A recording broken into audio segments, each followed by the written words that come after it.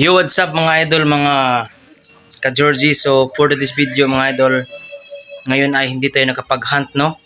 Nakapag-hunting ng manok na nabuyo sa bundok kasi kahapon mga idol ay tinanggalan tayo ng ngipin mga idol, no? Nagpatanggal tayo ng ngipin kasi palagi siyang sumasakit. Kaya hindi ako nakapag-hunt ngayon mga idol. At ngayon mga idol, update ko lang kayo ngayon ay meron akong babae na pandak or bantam na ibibreed ko or papalahian ko ng mga idol ng aking pangati na aking under training. At ngayon mga idol ay gumawa ako ng kanyang pwedeng maitlugan at ngayon ay ipapakita ko sa inyo mga idol. Sa mga bago pa lang dyan sa aking YouTube channel, sana ay huwag niyong kalimutan na pindutin yung notification bell at i-click yung subscribe para updated ko sa aking next vlog. Sa mga solid supporter ko dyan, maraming salamat sa inyong lahat. Sana ay palagi niyo ko suportahan and keep safe everyone. God bless. So ngayon mga idol, tara, papakita ko sa inyo mga idol. Let's go!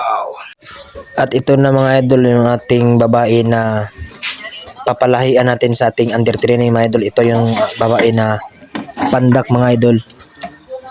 Ito mga idol, ito yung ating bagong alagang babae na pandak. Malaki yung katawan at yung paa niya ay napakaiksi lang. Yan, napakagandang inahin mga idol. At ito yung ating papalahian sa ating under training. Mga idol. Tingnan nyo mga idol, napakaganda talaga mga idol. Napaka sarap alagaan kasi napakaganda nitong babae mga idol. Oh. Tingnan nyo mga idol. Napakaganda talaga mga idol. Oh. At ito mga idol, yan yung ating lalaki na pang under training mga idol.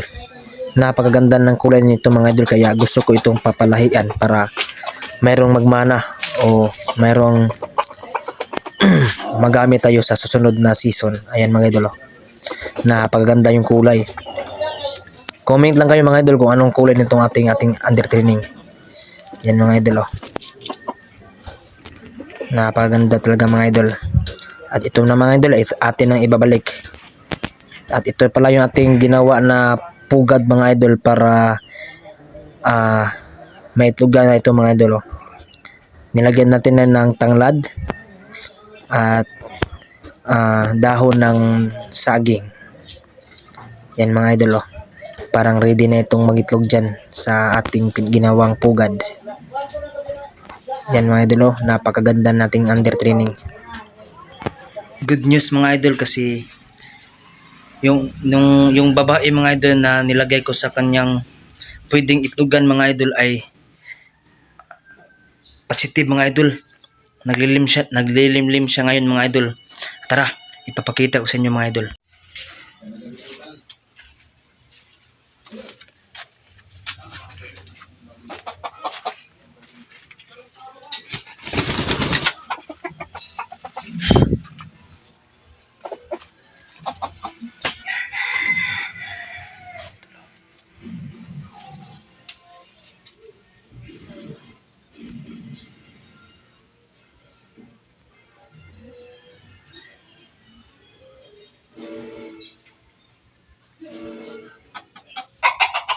Wakas mga idol ay makapagpalahin tayo mga idol ng mga manok natin mga idol.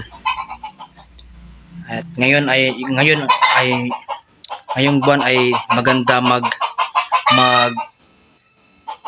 breed ng ng manok kasi summer na, hindi na palaging umuulan.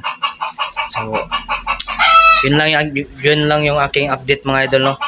Sana ay palagi niyo rin akong suportahan. God bless everyone and thank you.